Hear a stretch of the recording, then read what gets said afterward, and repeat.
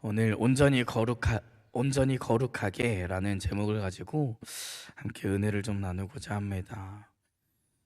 오늘 신약성경 데살로니가 전서의 마지막 권면 가운데에서 매우 중요한 진리를 저희는 마주하게 됩니다. 바울은 데살로니가 교회를 향하여서 평강의 하나님이 친히 너희를 온전히 거룩하게 하시고 라고 축복하며 너희를 부르시는 이는 미쁘시니 그가 또한 이루시리라 라는 확신으로 이 권면을 마무리하고 있습니다. 데살로니가 교회는 바울의 짧은 사역에도 불구하고 믿음 안에 굳게 서 있었던 교회입니다. 굉장히 바울의 자랑과도 같은 공동체였는데요. 여전히 많은 핍박과 혼란 가운데 있었던 것 또한 데살로니가 교회였습니다. 예수님의 재림을 기다리며 불안과 두려움 속에 살아가야 했던 공동체가 바로 데살로니가 교회입니다. 그런 상황 가운데에서 바울은 그들에게 평강의 하나님을 오늘 선포하고요, 거룩의 약속을 상기시키며 하나님과의 신실하심을 붙들라고 권면하고 또 격려합니다. 오늘 이 말씀은 데살로니가 교회 성도들에게 뿐만 아니라 혼란한 시대와 세속 가운데 살아가는 우리에게도 동일하게 주시는 하나님의 약속과도 같은 말씀이 아닐까 생각되어집니다. 오늘 이 시간에 우리의 기도를 세우실 그 성령 하나님을 기대하며 주님 나에게 그 담대함을, 주님의 뜻을, 또 그 응답의 확신을, 하늘의 음성을, 하늘의 바람과도 같은 그 성령을 우리에게 허락해 달라고 그 은혜를 구하며 나아가는 시간이 되기를 소망합니다. 먼저 바울은 오늘 평강의 하나님을 선포하고 있습니다. 23절 초반에 이렇게 기록하는데요, 평강의 하나님이 친히 너희를 온전하게 거룩하게 하시고. 먼저 바울은 하나님을 평강의 하나님이라 고백합니다. 당시 교회, 이 데살로니가 교회는 로마 제국의 압력과 또 유대인들의 핍박, 이 골수 유대교 신자들이죠, 유대인들의 핍박과 이방 사회의 조롱 가운데에 있었던 공동체가 바로 이 초대교회 공동체입니다. 외부의 갈등과 내적인 불안 속에서 성도들이 필요로 했던 것은 세상이 줄 수 없는 하나님의 평안이었던 것입니다. 그러한 그들에게 바울은 하나님이 평강의 하나님이시다, 우리가 믿는 하나님께서는 우리에게 그러한 평강을 주시는 분이다 라는 것을 선포함으로 오늘 권면을 시작합니다. 여기서 거룩하게 하시고 라는 단어에 이 거룩하게 라는 단어는 하기아사이라는 단어를 쓰는데요, 이 하기아사이의 단어의 어근은 하기오스라는 단어를 사용합니다. 이 하기오스라는 단어는 구별되다, 하나님 안에서 성별되다 라는 뜻이 있고요, 좀 더 그 깊은 어근의 의미를 찾아보면 구약의 히브리어로 연원이 올라가는데 잘라내다, 구분하다, 구별되다 라는 뜻을 가지고 있는 단어에서 파생된 단어가 바로 이 하기오스입니다. 거룩이라는 것은 즉 단순히 도덕적 윤리를 지키는 것뿐만 아니라 온전히 하나님의 목적을 위하여서 구별된 삶을 의미하는 단어가 바로 거룩이라는 것입니다. 하나님께서 친히 우리를 거룩하게 하신다라고 하셨을 때에 우리가 단순히 거룩한 사람들이 되어진 것이 그저 도덕적으로 착한 사람을 의미하는 것이 아니라는 이야기입니다. 온전히 세상 가운데에서 하나님의 백성으로 구별된 상태, 온전히 죄악된 것들에서 우리가 떨어져 나가 있는 상태, 잘라져 있는 상태, 구분되어져 있는 상태가 바로 거룩이라는 것입니다. 우리의 거룩은 철저하게 하나님의 역사임을 오늘 말씀은 분명하게 얘기하고 있는데요, 평강의 하나님이 친히라고 기록하고 있기 때문입니다. 인간이 그 거룩을 만들어낼 수 있는 것이 아니고요, 인간이 인간의 힘으로 온전히 거룩함을 향하여서 나아갈 수 있는 것이 아니고요, 그 죄악을 잘라내고 죄악된 삶에서 우리를 잘라내어서 구별된 삶으로 나아갈 수 있는 것이 인간의 노력과 인간의 힘으로 될 수 있는 것이 아니라는 것입니다. 철저하게 하나님의 역사인 것을 기억하시길 바랍니다. 종교적 노력이나 도덕적 완벽주의가 아니라 은혜로 주어지는 하나님의 역사라는 것이에요.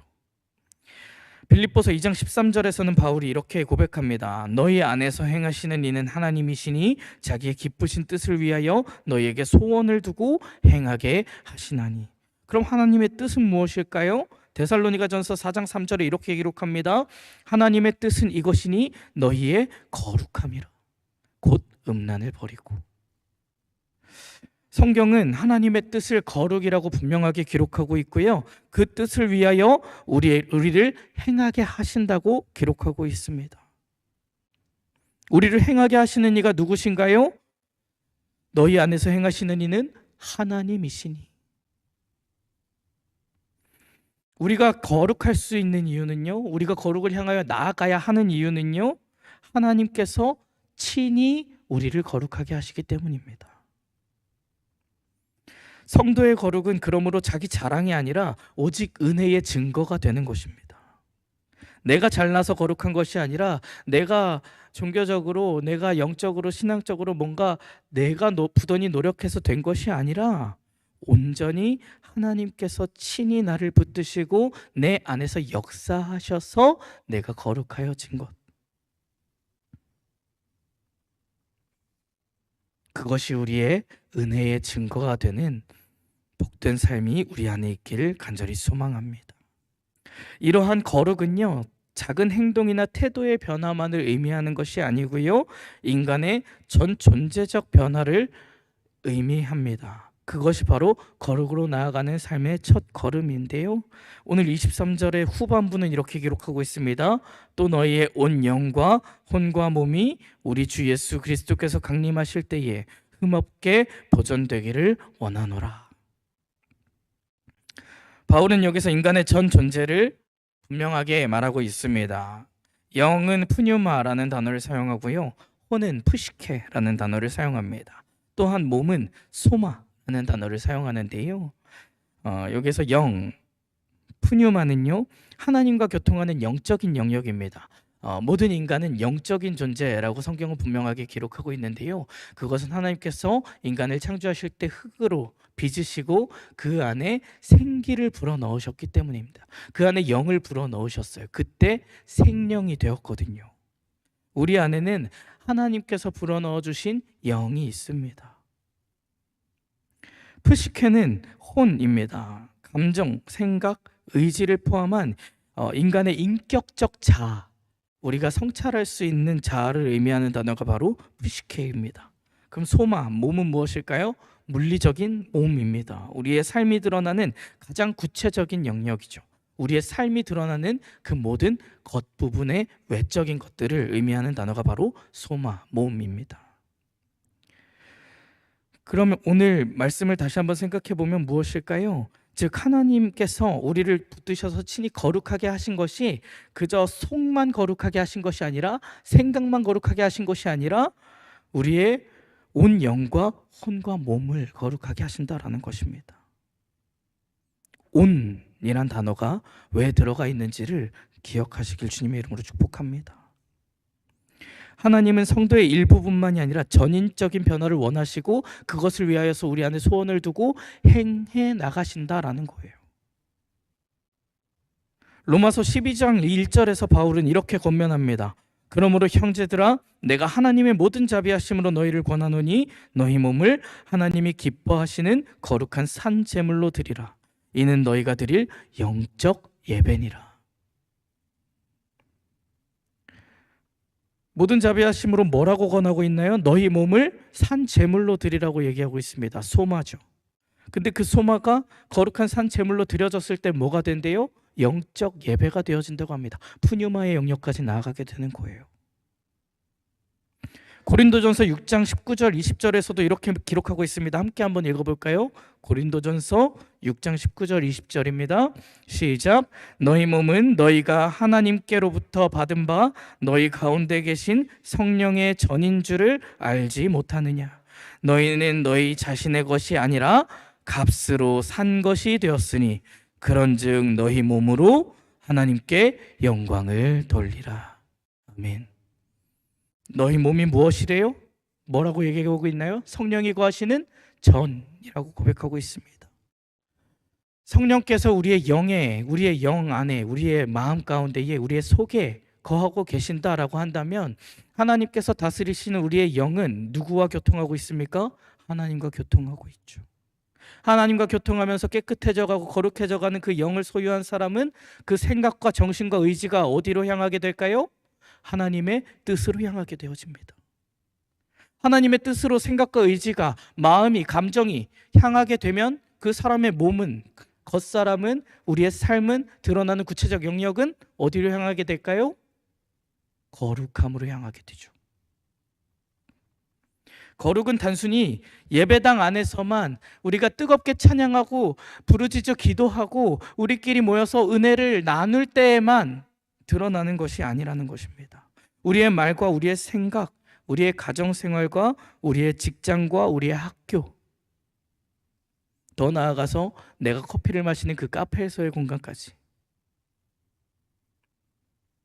하나님께 드려져야 할 영적 예배가 되어진다라는 그 사실을 기억하시길 바랍니다. 믿음은 주일에만 입는 옷이 아니라는 거예요. 평생을 덮는 내 모든 전적인 삶을 덮는 옷이 바로 거룩이요 믿음이라는 것입니다. 오늘 우리의 영혼은 어떻습니까? 우리의 삶은 어떻습니까? 어떤 옷을 입고 있습니까? 기도의 자리를 지키고 있습니까? 예배의 자리를 지키고 있습니까? 혹시 그 자리에서만 거룩으로 향하여 있진 않습니까? 또는 우리의 삶에서 우리의 생각만 거룩으로 향하여 있진 않습니까? 생각대로 몸이 따라주지 않지는 않습니까? 우리의 생각과 감정은, 우리의 삶은, 우리의 전인적인 그 모든 영역이 하나님의 말씀 안에서 다스려지고 있는가? 여러분의 몸은, 여러분의 일상은 하나님께 영광을 돌리고 있는가? 거룩은 전인적인 변화로 나타나야 합니다. 온전히 삶이 거룩한 예배로 드려지고 제물로, 산 제물로 드려지는 우리가 되어져야 될 줄로 믿습니다. 24절은, 오늘 본문 24절은 이렇게 기록하는데요, 함께 한 번만 읽어볼까요? 시작. 너희를 부르시는 이는 미쁘시니 그가 또한 이루시리라. 아멘. 여기서 미쁘시니라는 말은 헬라어로 피스토스라는 단어를 쓰는데요, 신실하다, 믿을만하다 라고 기록하고 있는 단어입니다. 믿을 만한, 신뢰할 만한 근거가 있는 이런 의미를 가진 단어가 바로 이 피스토스입니다. 예전에 우리 어르신들이 옛날에 읽던 성경에는 이 미쁘다라는 단어를 흔히 성실하신 하나님으로 또 기록하고 있는데요, 성실함이란 단어를 생각해 보면 어떤 모습이 떠오르시나요? 성실 앞에 꼭 붙는 단어가 있죠. 혹시 뭔지 아시나요? 근면, 그쵸? 근면 성실하다. 근면 성실이 어떤 단어예요? 항상 그 자리에 올곧게 같은 모습으로 오랫동안, 그게 근면 성실이죠. 이런 거예요, 근면 성실은. 저는 우리 원석 형제를 보면 근면 성실이라는 단어가 좀 어울리지 않나라는 생각을 늘 하는데요, 수요 예배고 금요 예배고 여러분들 교역자보다 예배당에 먼저 들어와 있는 청년이 있습니다. 여러분들 아세요? 우리 원석 형제는 칼같이 자기 그 시간이 되면 예배당에 들어와서 예배를 준비하고 있어요. 예배당에 들어오지 않더라도 그 예배당에 들어오는 시간이 정해져 있는지 모르겠는데 정말 신기한 게 일찍 와도 로비든 어디든 앉아 있다가 그 시간이 되면 예배당으로 들어와요.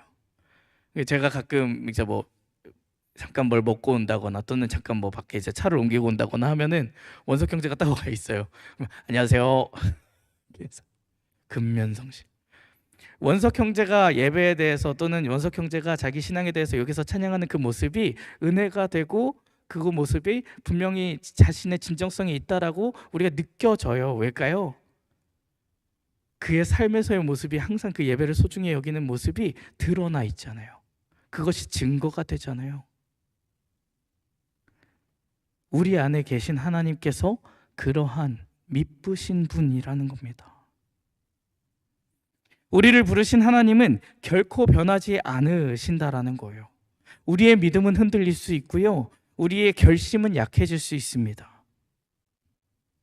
우리가 거룩해야지 오늘 결단하고 당장 오늘 밤 12시가 지나면 내일이 되면 그 결심이 바로 흔들릴지도 모르죠. 그러나 우리를 부르신 하나님께서는 어제나 오늘이나 영원히 변치 않으십니다. 우리를 향한 그 사랑이 변함이 없으시고요. 우리를 향한 그 믿음이 변함이 없으시고요. 우리를 붙드시는 그 손길 또한 변함이 없으십니다.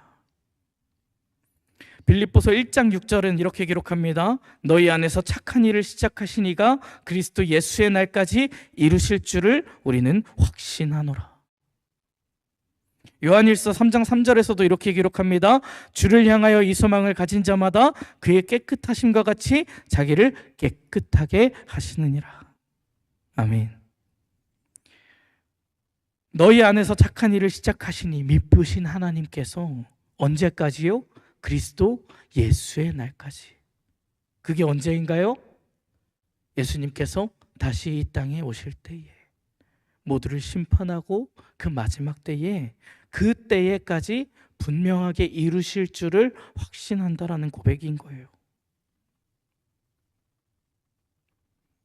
그 소망을 가진 자마다, 그 소망, 이 확신의 소망을 가진 자마다 그의 깨끗하심과 같이 자기를 깨끗하게 하신다라는 거예요. 하나님은 거룩하십니다. 그 거룩하신 하나님께서 분명하게 이스라엘에게 명령하십니다. 너희도 거룩하라. 내가 거룩하니 너희도 거룩하라. 이스라엘에게만 명령하셨나요? 그 명령이 우리에게 적용되어집니다. 성도의 확신은 자신에게 있지 않습니다. 내 결심, 내 노력에 근거하는 것이 아니라 변함없으신 하나님의 신실하심, 그 하나님의 미쁘심, 그 미쁘신 하나님께서 우리에게 약속하신 그 약속에 근거하는 것임을 기억하시길 주님의 이름으로 축복합니다. 그러므로 우리는 낙심치 않아야 한다라는 거예요. 우리의 믿음이 흔들리고 우리가 거룩으로 향하여 나아가는 것이 좀 어렵고 죄에 흔들리고 오늘도 죄를 짓고 넘어지고 내일 또 자빠지고 하더라도 낙심치 않고요. 거기서 쓰러진 채로 끝나는 것이 아니라 다시 일어서서 미쁘신 하나님을 붙들어야 될 줄로 믿습니다. 우리가 흔들려도 하나님은 흔들리지 않으십니다. 우리가 낙심해도 하나님이 낙심하지 않으십니다. 우리가 결심을 내어버릴지라도 하나님께서는 우리에게 그 약속하신 약속을 절대로 버리지 않으십니다. 우리가 끝까지 거룩을 향해 나아갈 수 있는 이유는 바로 그 신실하신 하나님께서 이루시리라 약속하신 그 약속을 믿는 것임을 기억하시길 바랍니다. 그렇다면 우리가 그렇게 끝까지 나아갈 수 있는 방법, 어떻게 나아가야 하는가가 참 중요할 텐데요. 그것은 무엇일까요? 끊임없이 하나님을 기억하는 것입니다. 끊임없이 하나님을 사랑하는 것입니다. 끊임없이 예수를 붙들고 예수를 사랑함으로 고백함으로 예수를 날마다 붙들고 내 안에 모시는 것입니다. 예수로 충만하여지는 것입니다. 온전히 세상 속에서 우리에게 주신 그 큰 소망이신 예수를 붙들고요. 예수를 믿는 그 믿음으로 충만하여져서 거룩함을 향해 한 걸음 한 걸음 힘겹더라도 조금이나마 내딛는 것. 그것이 바로 정도인 줄로 믿습니다. 예수의 이름을 부르짖고요. 그 이름을 의지하고요. 예수 그리스도의 피와 의만을 의지하여 나의 자격 없음을 고백하며 온전히 내가 예수님을 의지합니다 고백하며 엎드려질 때에 우리에게 그 소망의 거룩으로 향하는 그 발걸음에 힘을 불어넣어 주실 것입니다. 우리의 온 영과 혼과 몸을 새롭게 하실 것입니다.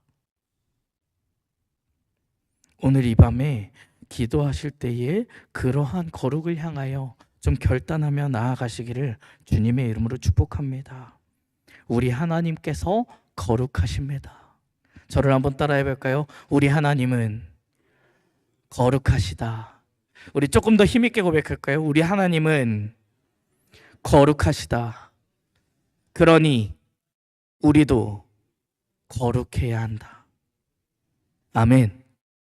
미쁘신 하나님께서 우리를 이루어 주실 것입니다.